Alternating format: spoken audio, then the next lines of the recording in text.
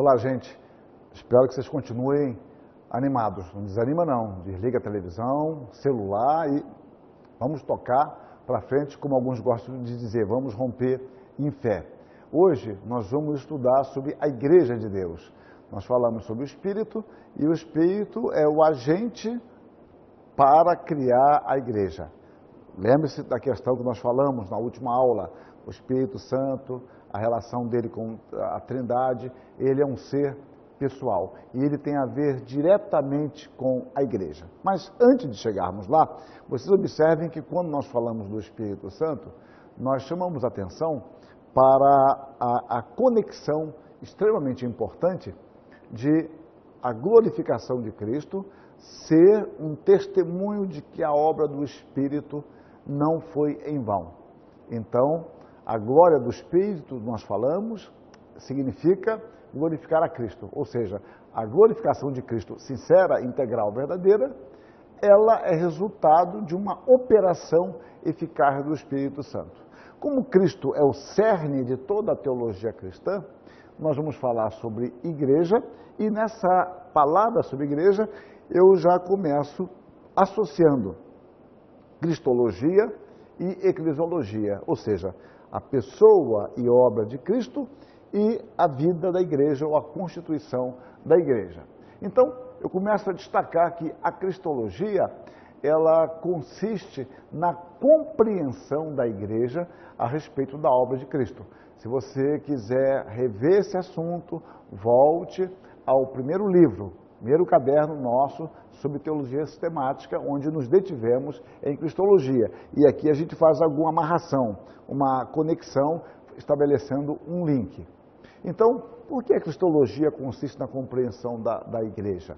É porque é a igreja que interpreta as Escrituras buscando a compreensão correta da mesma, em submissão ao Espírito, mas é a compreensão da igreja.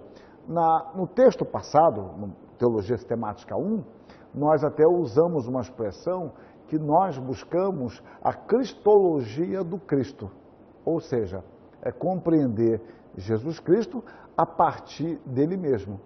A nossa cristologia não é o do Cristo, mas é uma procura por ser fiel a esta compreensão. Bom, na eclesiologia, deparamos-nos com um estudo concernente ao corpo de Cristo, que é a igreja, do qual somos parte integrante. E mais uma vez eu chamo a atenção para a relação pessoal, dinâmica. Nós não estamos tratando de algo estranho. Eu estou aqui com um controle remoto e eu posso falar, ou passador de slide, eu posso falar desse passador de slide de uma forma muito mais pessoal ou impessoal. Então eu tenho um semelhante meu. E eu posso falar dele, está lá em casa, eu troquei a bateria e eu vou levar hoje para São Paulo e tudo bem.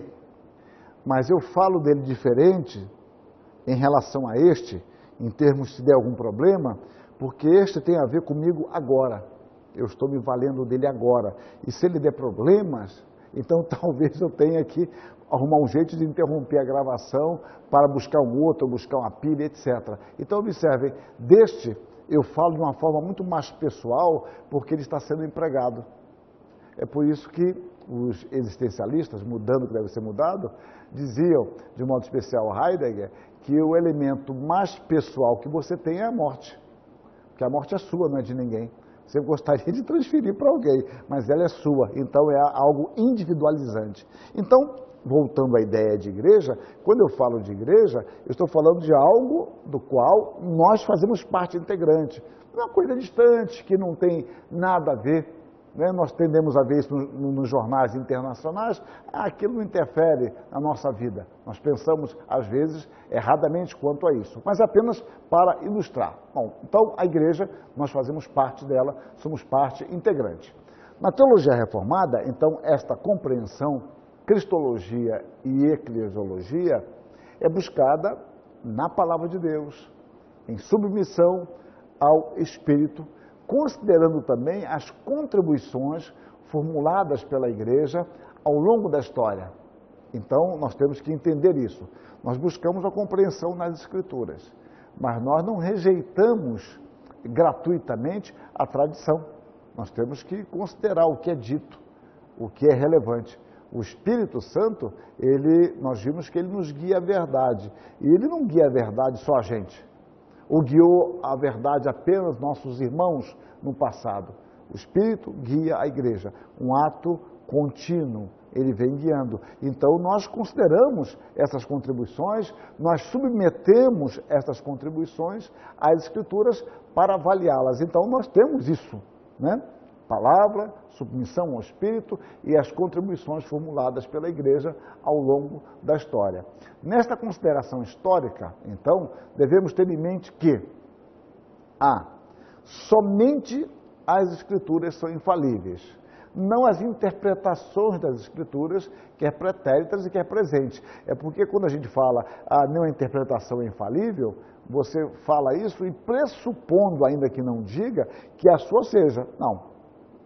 Quando eu critico o passado, não quer dizer que eu esteja necessariamente certo e o passado errado. E não quer dizer também que o passado esteja certo e eu errado. Nós temos que avaliar sempre à luz das Escrituras. Então, é um progresso contínuo. Segundo aspecto, o Espírito age na igreja por intermédio dela, na interpretação da verdade revelada, conduzindo-a à verdade. Então, o Espírito age na igreja. Ele age. E a igreja vai tendo uma compreensão mais clara da verdade. É uma figura que eu já devo ter empregado no módulo primeiro, é a figura que John Newton gostava de usar, mas não é dele. Essa figura é a figura medieval do São Vitor. É do anão sobre os ombros de um gigante. Então, você já deve ter ido, ou deve ter visto na televisão, alguém fazendo isso, ou você fez, né? Você está numa partida de futebol, ou você está em algum show que você aprecie, então você está com criança, e a criança quer ver mais longe, e você coloca a criança, o seu filho, sobre os ombros. E ele pode enxergar até mais do que você, porque ele está mais alto do que você. Essa figura é interessante porque nós aplicamos a ciência, e podemos aplicar a teologia, de que nós somos como que um anão sobre os ombros do gigante. Esses gigantes são as contribuições históricas, científicas, acadêmicas, que foram consideradas verdadeiras, e nós nos subimos sobre os ombros do gigante e podemos ver muito adiante. Nós não estamos sozinhos. Então, o Espírito age na igreja e, por meio da igreja, ele age na interpretação da verdade, conduzindo a verdade. E nós agora nos valemos disso tudo, nós recebemos, avaliamos criticamente e a nossa contribuição, sendo genuína, será incorporada ao gigante, para que aqueles que vierem depois tenham meios melhores, maiores, mais recursos do que nós, como nós temos mais do que os nossos pais. É assim que se processa a ciência e a teologia. Então, sendo assim, de nenhum modo podemos desconsiderar gratuitamente as contribuições históricas sem corrermos o risco de anular o que o Espírito tem feito por meio de seus servos. Você tem que estar sempre atento a isso. Não quer dizer, eu insisto, que a tradição seja infalível. Não, infalível é só a palavra. Mas, por outro lado, você tem que ter o equilíbrio para analisar e ver se aquilo procede ou não. E esse caminhar é um caminhar crítico, mas um caminhar humilde. Você não pode ter presunção de saber tudo ou achar que tudo não presta, ou só presta aquilo que você diz que é. Mas o olhar crítico devemos conservar, como João já orientava a igreja no primeiro século, na sua primeira epístola, capítulo 4, que devemos provar os espíritos, temos que analisar, examinar. Portanto, considerando esses dois aspectos, a fé nunca pode estar dissociada da pesquisa. A fé não elimina o aspecto da racionalidade, da busca, da averiguação. Então, a cristologia se constitui no cerne de toda a teologia cristã. Cristologia se constitui no cerne de toda a teologia cristã. Ela é o eixo da teologia bíblica, a figura eixo. Uma visão defeituosa da pessoa e obra de Cristo determina a existência de uma teologia divorciada da plenitude da revelação bíblica. Entenda bem isso. Os nossos problemas teológicos, em geral, começam por uma cristologia defeituosa. A nossa pregação tem uma cristologia defeituosa. A nossa eclesiologia vai ser defeituosa se partir de uma cristologia defeituosa. É por isso que, historicamente, eu falei isso lá atrás, no primeiro módulo, no primeiro texto nosso, que os ataques satânicos são sempre contra a pessoa de Cristo e contra a Escritura. A Escritura é a base e a pessoa de Cristo é o centro, é o eixo. Atacando isso, você consegue afetar tudo que está em torno da teologia. Então, a base está aqui. Se nós perdermos isso, nós teremos uma teologia, que já não é teologia, por isso eu coloquei entre aspas, divorciada da plenitude da revelação bíblica. Então, a consciência deste fato deve, então, nortear, ou guiar, orientar, o nosso labor cristológico e também servir como referência e ponto de partida. É muito importante você ter uma visão clara do seu trabalho, que eu estou chamando de labor, e eu estou usando a palavra labor propositadamente, é uma palavra que hoje a gente usa menos, mas é uma palavra da nossa língua. Labor, que nos fala de labuta, de trabalho sério, e curiosamente, de onde vem a nossa palavra laboratório. Laboratório sempre nos lembra a ideia de pesquisa, um trabalho intenso para se chegar a uma conclusão. Então eu estou usando labor, não um trabalho simplesmente, mas um labor, nortear o nosso labor cristológico e servir de referência e ponto de partida teológico.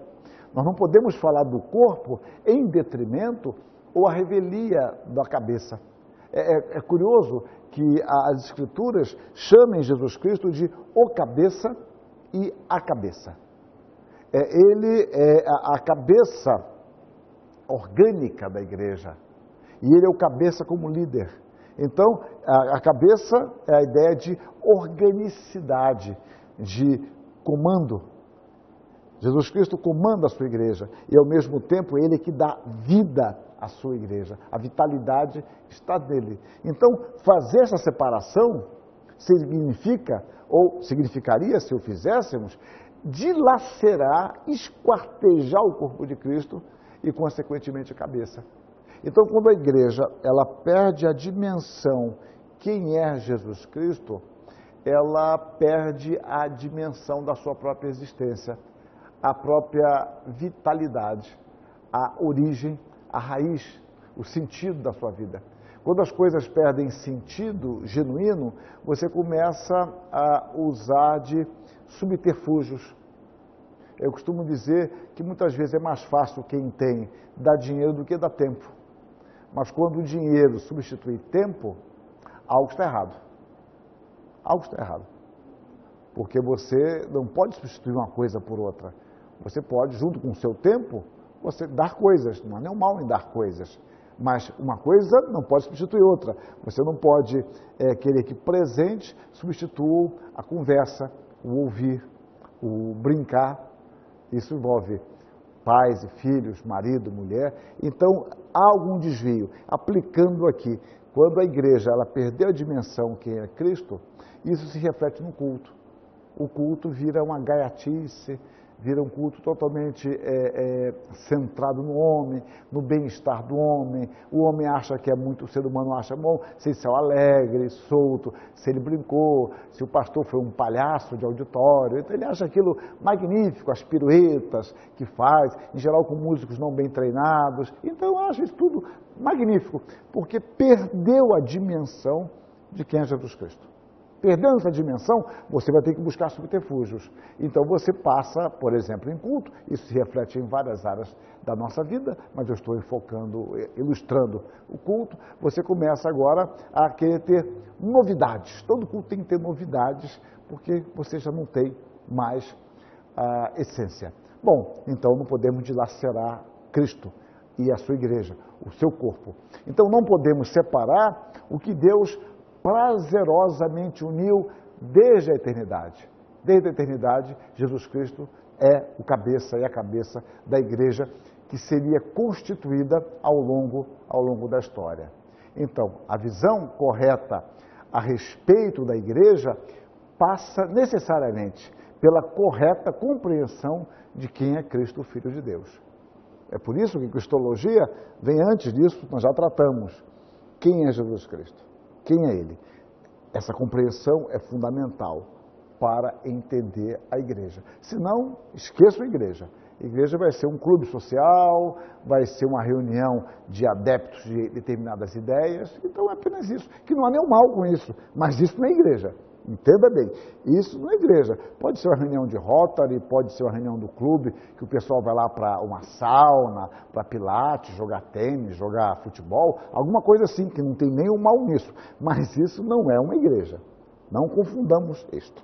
Então, para pensar em igreja, temos que pensar em Cristo. A partir disso, eu creio que essa visão vocês têm, com clareza, que Jesus Cristo é verdadeiramente Deus e verdadeiramente homem, nós podemos falar de igreja. Bom, dito isso, agora vem a pergunta, qual igreja?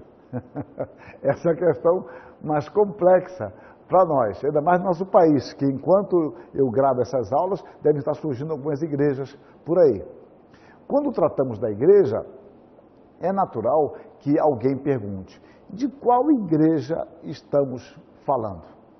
De qual igreja estamos falando? Estou falando da minha igreja, da minha denominação? Você pode estar pensando na sua, outro pensando na dele. Qual é a igreja? Vamos ver um pouco mais isso. De fato, a variedade de denominações e seitas supostamente cristãs, que a miúde ou com frequência se dizem detentoras da verdade, torna-se difícil identificar a verdadeira igreja de Deus, distinguir o joio do trigo. E, de fato, é complicado porque cada um reivindica possuir a verdade. Então, quando isso acontece, há a tendência de se generalizar, repudiando-se todas as igrejas ou passar a olhá-las com ceticismo e ironia. Então, aquele que adere a uma, acha que aquela é melhor e pode, por exemplo, ter um espírito sectário, e é muito comum isso, e a gente tem um espírito sectário e, ao mesmo tempo, um nome universalista. É igual aos filmes americanos, né? Os extraterrestres só invadem os Estados Unidos. E quem destrói são sempre os americanos. É uma questão natural, é de filme. O sistema de Hollywood é assim. E a miséria e a desgraça nos países latinos, africanos, asiáticos, etc. Né? Então, é isso. Né? É a guerra do universo. Aonde? Nos Estados Unidos. Isso é uma coisa curiosa. Mas isso é cinema. Então, o espírito sectário é só ele e, ao mesmo tempo, ele dá um nome magnífico. Templo universal pleno, não sei o que lá. Aí começa a chamar de a pura verdade, a essência do Evangelho, só Cristo salva, a começar em mim. E nós, líderes, começamos a nos auto-atribuir poderes, né?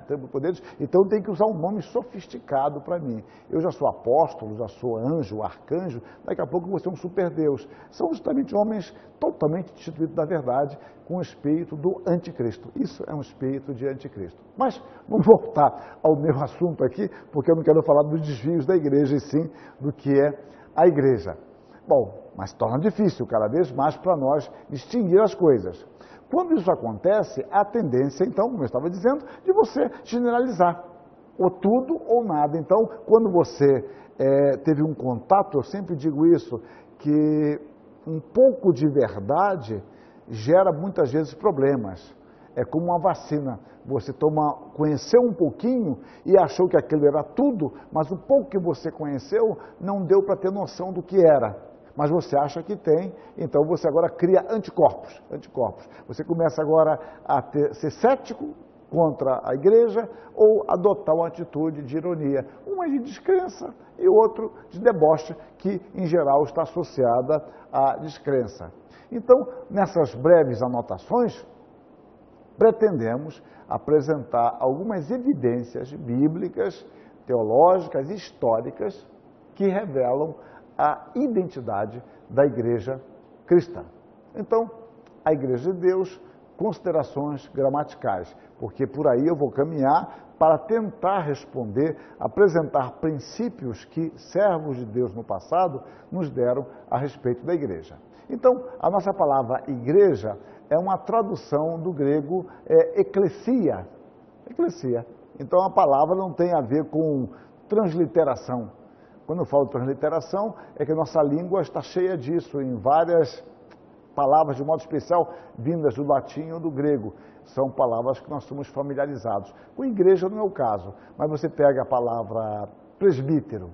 Presbítero é uma palavra grega que foi aportuguesada, literalmente quer dizer ancião. Palavra diácono, diácono quer dizer servo, ou mais literalmente no grego clássico, aquele que servia à mesa, mas diácono já é uma palavra portuguesada. Mesma coisa que você vê engenheiro, você vê pedagogo, são todas palavras gregas. Engenheiro é aquele que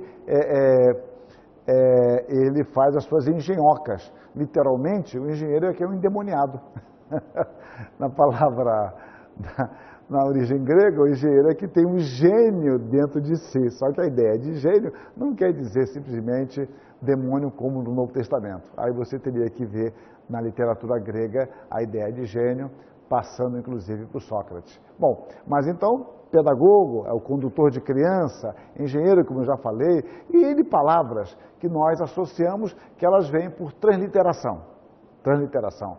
Criamos palavras, deletar, né? Deletar passou a ser um verbo que nada tem a ver com a nossa língua, mas todo mundo tem que fazer isso. Eu espero que na gravação ninguém delete nada, ninguém apague nada, ou seja, você se acostuma com essas coisas. A palavra igreja não. A palavra igreja, ela vem do grego, eclesia, que no grego antigo significava uma assembleia de cidadãos convocados pelo pregoeiro. Era uma assembleia legislativa. O sintoma disso você vê em Atos 19, 32, 39, 41. Você vê o indicativo da palavra eclesia, embora lá não traduza por igreja, porque de fato era uma reunião de uma assembleia popular, quando era reunida para tratar algo a respeito da pregação de Paulo, que estaria causando transtornos ali em Éfeso. Então ali você vê o reflexo do uso comum da palavra.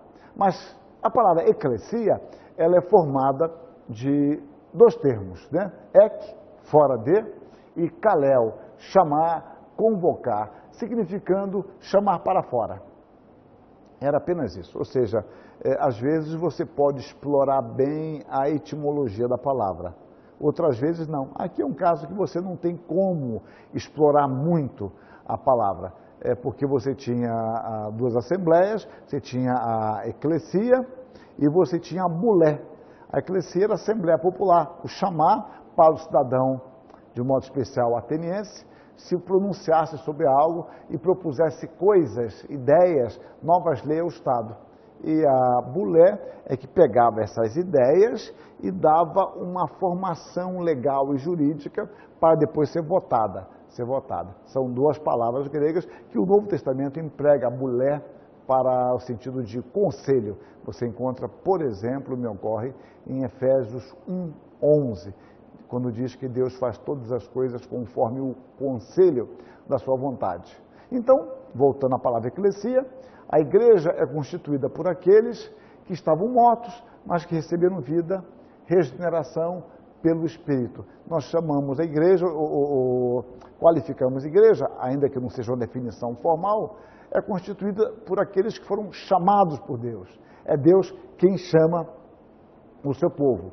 Portanto, o ponto em comum entre todos os cristãos é o fato de termos sido chamados por Deus. A igreja se reúne porque Deus a convocou e ela também o faz para ouvir a voz do seu Senhor. E eu tomo como ilustração o texto de Atos 10:33, quando Pedro vai pregar na casa de Cornélio, e ele diz assim: olha, estamos todos aqui prontos para ouvir a palavra de Deus. Todos, a ideia de universalidade, todos ali da sua casa, a ideia de pontualidade, estamos todos aqui, uma reverência, prontos para ouvir a palavra. Então, de modo geral, eclesia apresenta diversas significações subordinadas no Novo Testamento. Então nós vemos, por exemplo, o círculo dos crentes reunidos num lugar específico para cultuar a Deus, uma comunidade local. Eu não pude transcrever esses textos por causa do tempo, mas você tem várias vezes falando a igreja que se reúne na casa de alguém, que eu vou falar daqui a pouco, ou a igreja de Jerusalém, a igreja em Jerusalém, a igreja na Judéia. Então, essa é uma expressão de uma comunidade local, a igreja que se reúne em um lugar específico. Dentro disso, eu chamo a atenção que, em alguns casos, a gente chama de igreja doméstica, que se reunia na casa de algum irmão. A igreja que se reunia, por exemplo, na casa de Priscila e Áquila. E há outros personagens que são ditos, eu digo ali os textos, Romanos 16, 5, 23, 1 Coríntios, etc. A gente chama de igreja doméstica, ou seja, é um subproduto dos crentes reunidos, mas havia alguns lugares em que eles estavam reunidos na casa de alguém. Como vocês sabem, não havia templos ainda cristãos no primeiro, segundo, terceiro século, só no quarto século que começam a ser construídos templos cristãos e ainda assim com alguma ambiguidade se era cristão ou era pagão. Depois com Constantino, sim, que isso já, digamos, no século IV, que se desenvolve a prática de construção de templos cristãos. Bom, um conjunto de igrejas locais, às vezes da expressão, como Atos 9:31, as igrejas da Judéia, dando a ideia de que são várias igrejas locais que pertencem a uma região. Então, eu digo que algumas vezes a palavra igreja, mesmo ela não sendo empregada no plural, subentende-se que faz a alusão a diversas pequenas comunidades, já que havia centenas ou mesmo milhares de membros, como no caso da igreja de Jerusalém. Então, houve uma perseguição nas igrejas da Judéia, na Galiléia.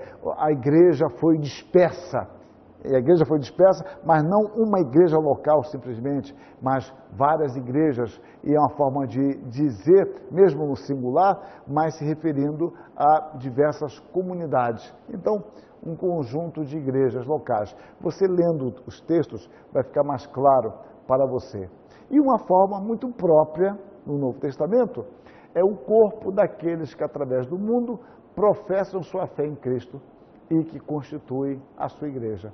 Então, é a igreja no sentido mais de corpo de Cristo, a igreja de Deus. O Senhor ama a sua igreja, a igreja constituída pelos chamados de Deus, a igreja de Jesus Cristo, a igreja, o Senhor dá dons à sua igreja. Em Efésios diz que Jesus Cristo se entregou pela sua igreja. Então não está se referindo a um grupo aqui ou a alguns grupos, se refere à igreja de todos os tempos, a todas as pessoas de todos os tempos que nasceram de novo e foram ingressadas na igreja de Deus. Bom, agora eu trabalho com uma definição de igreja, eu chamo sempre de uma definição operacional. Com isso eu quero dizer que não é a definição exaustiva, mas é a definição com a qual eu opero, com a qual eu trabalho. Então, eu tomo aqui.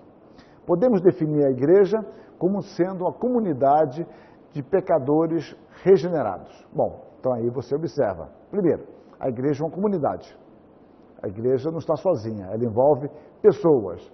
Mas a comunidade de pecadores regenerados. O que significa isso? Significa que a igreja, ela viverá nessa tensão constante. Que tensão? É porque nós nascemos de novo, mas somos pecadores. Nós podemos lutar contra o pecado e devemos fazê-lo, mas nós somos pecadores. A igreja não é um lugar de gente perfeita. Se fosse um lugar de perfeita, vocês não estariam lá, e muito menos eu. A igreja é uma comunidade pessoas que nasceram de novo, mas que lutam contra o pecado. Bom, que pelo dom da fé, então nós cremos, e esse dom é graça de Deus, concedido pelo Espírito Santo, foram justificados. O que significa justificação? Na aula anterior, aliás, eu acho que no 2.2 talvez, eu não me lembro qual foi, mas umas 2 aulas para trás, nós trabalhamos com justificação, que é a ideia de que Deus nos declara justos em Cristo. Então, pelo Espírito foram justificados, respondendo positivamente ao chamado divino. Reparem, nós falamos que Deus é quem nos chama. Fomos chamados por Deus e respondemos com fé, o qual esse chamado fora decretado na eternidade.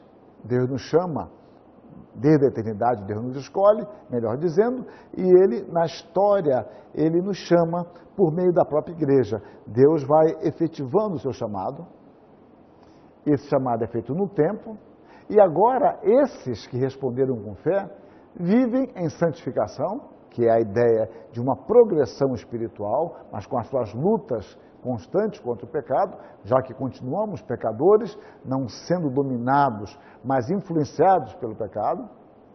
Então, eles vivem em santificação, proclamando, quer com sua vida, o seu testemunho, quer com suas palavras, o evangelho da graça de Deus, até que Cristo venha. Ou seja, a igreja se reúne, ela vive a sua fé, ela dá testemunho disso em tudo o que faz e proclama este evangelho, mas não é qualquer evangelho, o evangelho da graça de Deus, de um favor imerecido. Por que ela anuncia esse evangelho? Porque o meio estabelecido por Deus para congregar a igreja é o evangelho, e o evangelho da graça, que nos mostra que nós também fomos alcançados por essa graça, não é merecimento nosso, não é nenhuma super capacitação nossa, fomos alcançados pela graça. E nós o fazemos anunciando a Cristo até que Ele venha. A igreja, ela entende que nós vivemos nesse período de vida apenas como um estrangeiro presente, né? Nós estamos presentes aqui, mas nós somos estrangeiros. Eu estou presente num lugar que não é meu, não é permanente, mas nós somos, usando um jogo de palavras, um estrangeiro residente. Pronto, melhor do que presente, para não cruzar as categorias, é um estrangeiro residente. Nós somos estrangeiros, mas agora residimos aqui, por um tempo. Nós temos aquilo que Calvino fala de manter o pé levantado, porque nós somos peregrinos, como Pedro fala, Hebreus fala, não é isso? Somos peregrinos. Nós não estamos aqui para sempre. Então nos anunciamos até que haja a restauração de todas as coisas com a volta de Cristo. Bom, nós não esquecemos ainda aquela pergunta: como é que eu identifico a igreja? A igreja. Eu tenho um amigo, que ele comprava roupa em alguns brechós. Então, no Rio tem muito brechó, Curitiba também, São Paulo, eu não sei qual é o melhor lugar. Eu me lembro dele falando de como identificar uma roupa original, porque dizia-me ele, com conhecimento de causa ou não, eu creio que sim, que algumas roupas qualquer, alguém colocava uma etiqueta de uma marca. Então eu comprava um produto muito bem conservado, novo até, mas sem, vamos dizer assim, pedigree de etiqueta, vamos usar essa expressão aqui que eu inventei agora. E colocava uma etiqueta, não vou falar da etiqueta porque assim eu vou fazer propaganda gratuita. Então ele falava, olha, há várias formas, você observa, não só a etiqueta externa aqui perto do colarinho, mas você pode olhar uma interna, enfiar a mão no bolso, ver o acabamento, etc, etc. Então ele tinha alguns sintomas para falar, não, essa roupa é original. E eu aprendia muito com ele observando, quando ele vê um óculos, né? Não, esse óculos aqui nada, isso aqui é pirata mesmo. Então, critérios. Agora, uma igreja. Como sabemos que se uma igreja é verdadeira? A gente sabe que não existe igreja perfeita. Então, se você procurar essa igreja, você esquece, não existe. A Escritura, então, ela se constitui num tribunal definitivo para esta avaliação. No entanto, a diferença entre o padrão e a vivência da igreja é notória. Quando você pega o padrão para analisar, biblicamente, não há nenhuma igreja perfeita e todas as nossas igrejas estão longe de perfeição, ainda que nós busquemos isso. E aí você enfatiza a graça de Deus, que nos redime, nos perdoa, nos reconcilia e nos aproxima dele, mas nós estamos lutando, mas o padrão difere da vivência da igreja. Então, isto não deve nos conduzir a um conformismo, porque uma vertente dessa compreensão, ou um efeito colateral, seria isso. Então, bem, é assim mesmo, vamos continuar assim, ninguém é perfeito, etc. Mas a compreensão, devemos ser conduzidos à compreensão de nossas limitações e, ao mesmo tempo, do ideal proposto por Deus, recorrendo por graça aos meios que Ele mesmo oferece à igreja para a sua santificação. Deixa eu usar um exemplo que não tem a ver com a igreja. Quando eu escrevo um texto, eu demoro muito a soltar meus textos, muito. Eu testo em várias vezes e tal. E quando eu solto sempre com uma certa angústia, porque ele está pronto, mas não está pronto. E quando eu mando para a editora, até aprovação, etc., quando o texto sai, ele já está morto. Porque eu já tenho tantos acréscimos que eu fiz em casa, quando eu tenho tempo, a editora me permite, fala, deixa eu mandar uma outra versão. E mesmo que eles deixem mandar uma outra versão para a última revisão, etc., quando ele for impresso, ele já tem alteração. Porque eu estou sempre mexendo com ele, sempre mexendo. É uma angústia constante, sempre mexendo. Eu digo que meus textos já saem mortos, entre aspas, é uma força de expressão. Olhando para a igreja, nós podemos observar o seguinte, que a igreja, ela caminha para uma perfeição, ela busca isso, mas quando ela olha para o padrão, ela sempre se vê inacabada. E esta é a sensação da igreja mesmo, que não deve, eu insisto, nos levar à acomodação, mas sim a ideia de recorrer à graça de Deus, aos meios por Ele oferecidos para a nossa santificação. Deus nos deu os recursos para o nosso crescimento. Portanto, a diferença entre as diversas congregações e a palavra é uma questão de grau, aí sim. Então, observem, não vamos cair nessa armadilha, não, todo mundo é imperfeito, não. Cuidado, nós temos que nos voltar sempre para aquilo que mais se aproxima, não de um texto isolado, mas da totalidade do que a Escritura nos ensina. Então, diferença entre diversas congregações, tal, é uma questão de grau, já que todas as congregações são imperfeitas, mas isso não nos deve levar, insisto, à acomodação. O que caracterizará uma congregação como não cristã está focada nesta condição, antes na distinção de sua essência. Então, ou seja, vamos olhar a essência. Diferenças vão haver, mas qual é a questão? A essência da igreja. Nós temos que aprender a discernir aquilo que é essencial e daquilo que é periférico. E mesmo o periférico tem a sua relevância, mas nós temos que olhar a essencialidade. As marcas, então, que nós temos que aprender a identificar, elas são sinais externos que apontam para algo que está oculto, mas que se revelam aos nossos sentidos, tornando-se assim perceptíveis. São marcas, são tipos que podem ser ideais. No nosso caso, nós buscamos nas Escrituras esses tipos para olhar se a realidade se adequa àqueles tipos ou àqueles modelos que nós pensamos ter extraído das Escrituras. No caso do nosso estudo, tratamos não das marcas acidentais que eu falava. Acidentais é uma linguagem aristotélica, eu posso falar de periféricas. Antes das que são essenciais, qualificando necessariamente a natureza da igreja. Bom, mas por que surgiu essa preocupação? Foi o surgimento das heresias.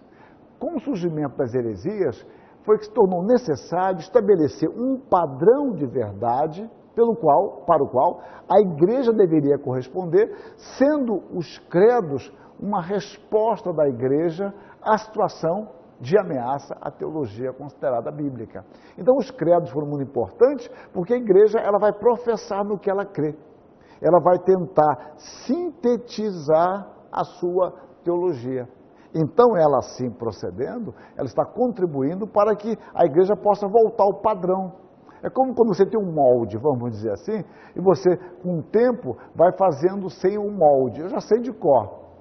E é um risco. Quando você volta ao molde, nossa, como é que eu me distanciei? Eu me distanciei desse molde. Por isso que é sempre bom voltar. Então a Escritura nos dá o molde. O molde, ao mesmo tempo, nos dá capacitação, pelos meios que Deus fornece, para o nosso crescimento. Bom, apenas em caráter indicativo, apresentaremos um esboço histórico da preocupação da Igreja com o estabelecimento dos sinais e marcas por meio dos quais a igreja pudesse ser identificada como distinta das falsas igrejas. É apenas um esboço histórico. No texto que vocês têm, eu discorro bastante sobre isso e sempre fiquem atentos à bibliografia. É fundamental isso. Não se limitem a um texto de aula. É muito frágil o texto de aula, considerando a riqueza do assunto. Busquem consultar a bibliografia. Então, no credo apostólico, que é o credo universal do cristianismo, escrito por volta do segundo século até o século VII, nós lemos: creio no Espírito Santo, na Santa Igreja Católica ou Universal, na comunhão dos santos. Ponto. Bom, aqui se destacam duas marcas da Igreja: a santidade da Igreja e a catolicidade da Igreja, a universalidade. Santidade quer dizer que ela é separada por Deus. Catolicidade, a palavra católica é uma palavra grega que não foi traduzida, tem o sentido de universalidade, quer dizer então que a igreja abarca pessoas de todos os lugares. Ela não está restrita a uma etnia ou uma questão puramente geográfica. Então, o credo niceno constantinopolitano, elaborado no Concílio de Nicéia, em 325, e depois revisto e ampliado no Concílio de Constantinopla, em 381, diz: e numa só igreja, santa, católica e apostólica. Então, desta afirmação, 4 marcas tornam-se evidentes: unidade, há uma só igreja de Cristo; santidade, constituída por aqueles que Deus chamou; catolicidade, que envolve a todas as nações; e apostolicidade, ela se fundamenta no ensino de Cristo vindo através dos apóstolos. Na Reforma Protestante do século XVI, a igreja foi constituída ou compreendida dentro de uma perspectiva de povo de Deus, não simplesmente como um edifício ou uma organização institucional. É que a gente ainda fala de igreja como sendo o templo. O templo não é igreja, embora eu não ache isso o pior dos males, algo terrível. É uma forma de dizer que você vai à igreja, o lugar onde a igreja se reúne. Mas você sabe que o templo, ele pode ser destruído e pode construir em outro lugar. Mas enquanto o templo está ali, ele é consagrado a isso, você tem reverência para com aquele espaço. Isso é natural. Mas eu não vou ficar discutindo isso, que não é meu ponto aqui, nem teria tempo. A igreja, ela foi vista como o povo de Deus que se reúne para adorar a Deus, sendo caracterizada, aí vem as marcas, pela ministração correta da palavra e dos sacramentos. Calvino, ele partiu do princípio de que uma igreja que tem em si as marcas genuínas da religião pode ser reconhecida apesar das falhas de seus membros individuais. Ou seja, voltamos à questão, a igreja tem suas falhas, mas a questão fundamental é, ela prega a palavra corretamente, ela ministra os sacramentos que a reforma definiu como o batismo e a ceia do Senhor. Ela pratica isso conforme as Escrituras, são sinais para você identificar. Tratando deste assunto, o reformador insistiu no fato, então, de que as marcas da igreja são a verdadeira pregação da palavra de Deus e a correta administração dos sacramentos. Hoje, um dos grandes problemas que a igreja enfrenta é a perda da dimensão da pregação da palavra, da exposição do texto. Nós fazemos discursos magníficos, outros nem tanto, nós falamos sobre autoajuda, a igreja vira um circo, etc., e perdemos a dimensão da palavra. Então, esta concepção pode ser resumida na afirmação de que Jesus Cristo é a marca essencial da igreja, visto ser ele, como diz um autor contemporâneo, o centro da palavra e o cerne dos sacramentos. Então, os reformadores, eles vão enfatizar o estudo da palavra, visto que este fora ofuscado pela preocupação filosófica. A razão havia tomado o lugar da revelação. Na Reforma, o ponto de partida não é o homem. O homem não é considerado a medida de todas as coisas, como foi um lema do humanismo renascentista, no qual ele revisita Protágoras, um filósofo do V, VI século a.C., que dizia isso: o homem é medida de todas as coisas, das que são enquanto são e das que não são enquanto não são. Platão já havia, no Teeteto, se não me falha a memória, já havia criticado essa compreensão de Protágoras. O Renascimento traz isso à tona, a Reforma surge dentro do humanismo renascentista. Então, para a Reforma, o homem não é a medida de todas as coisas. A grandeza do homem não está na sua inteligência, na sua formosura, na sua racionalidade. A grandeza do homem, a dignidade do homem está no fato de ter sido criado à imagem de Deus. Nós trabalhamos com isso no primeiro texto, no primeiro livro. Então, a Reforma teve como objetivo principal uma volta às Sagradas Escrituras, a fim de reformar a Igreja, que ao longo dos séculos havia caído numa decadência teológica, moral e espiritual. A preocupação dos reformadores era, partindo das Escrituras, promover uma reforma na vida e também uma vida na adoração. É uma reforma total de vida. A Reforma entende que a palavra tem implicações éticas, não só a Reforma, o cristianismo de modo geral. Não é só uma fé intelectual, mas se reflete em minha maneira de viver e também na minha forma de cultuar. Partindo disto, ou desta forma, a palavra, ou partindo da palavra, passaram a pensar acerca de Deus, acerca do homem e do mundo. A questão da interpretação bíblica sempre foi o ponto nevrálgico em toda a história da teologia, que é a questão de hermenêutica. Talvez vocês estudem isso com mais profundidade na matéria hermenêutica. Na Reforma, deu-se uma mudança do quadro de referência. Quadro de referência é que hoje chamam muito de referencial teórico na academia. É aquilo que orienta a sua leitura. Usando uma figura de Calvino, que eu sempre emprego, é a dos óculos. Você muda os seus óculos, você muda a sua percepção da realidade. A Reforma deu-se uma mudança nisso. Ela passa a analisar a própria Escritura à luz da Escritura, analisar a realidade a partir das Escrituras. Por isso, podemos falar deste movimento como tendo um de seus pilares fundamentais a questão hermenêutica. O eixo hermenêutico desloca-se da tradição da Igreja para a compreensão pessoal da palavra, contudo sem desprezar aquela, ou seja, eu não vou desprezar a tradição, como eu já mencionei. Aqui uma mudança de critério de verdade que vai determinar toda a diferença. No entanto, como escreve o Popkin, é um autor que não está trabalhando com religião, mas ele chama atenção para isso, é que Lutero, inicialmente, ele confrontou a Igreja dentro de uma perspectiva da própria tradição. Ele estava dizendo, olha, isso não bate com o que nós cremos. Ou seja, o que a Igreja sustenta não bate. Então aqui era mais fácil fazer uma reforma dentro da Igreja. Somente mais tarde, aí é que houve a questão mais séria, é que ele deu, segundo Popkin, um passo crítico, que foi negar a regra de fé da Igreja, apresentando um critério de conhecimento religioso totalmente diferente. Foi neste período em que ele deixou de ser apenas mais um reformador, atacando os abusos e a corrupção de uma burocracia decadente, para tornar-se o líder de uma revolta intelectual que viria a abalar os próprios fundamentos da civilização ocidental.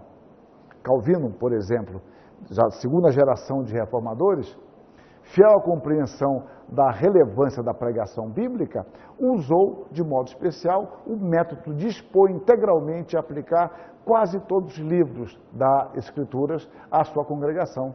A sua mensagem, a sua pregação, era um monumento de exegese. Arminius, aquele que seria mais tarde um adversário de Calvino, adversário entre aspas, é uma compreensão diferente, e não tanto Arminius, mas os seus discípulos, escreveu, eu exorto aos estudantes que depois das Sagradas Escrituras leiam os comentários de Calvino, pois eu lhes digo que ele é incomparável na interpretação da Escritura. Então, Calvino, como exegeta, tinha uma grande preocupação pastoral. Para ele, o fundamento da verdadeira teologia e da genuína exegese estava no ofício pastoral. E aqui nós vemos um paradoxo, e eu quero terminar com isso, é que para Calvino, Deus se acomoda à nossa linguagem, à nossa compreensão. Esse é chamado de princípio de acomodação, e já judeus falavam sobre isso. Mas você só consegue entender essa palavra pela ação do Espírito. É o Espírito quem abre o nosso entendimento para a compreensão da palavra. Que Deus o abençoe pelo Espírito na compreensão desta palavra. Amém. EAD, o Unicesumar tem qualidade de ensino para você criar. EAD, o Unicesumar do meu jeito, no meu tempo, em qualquer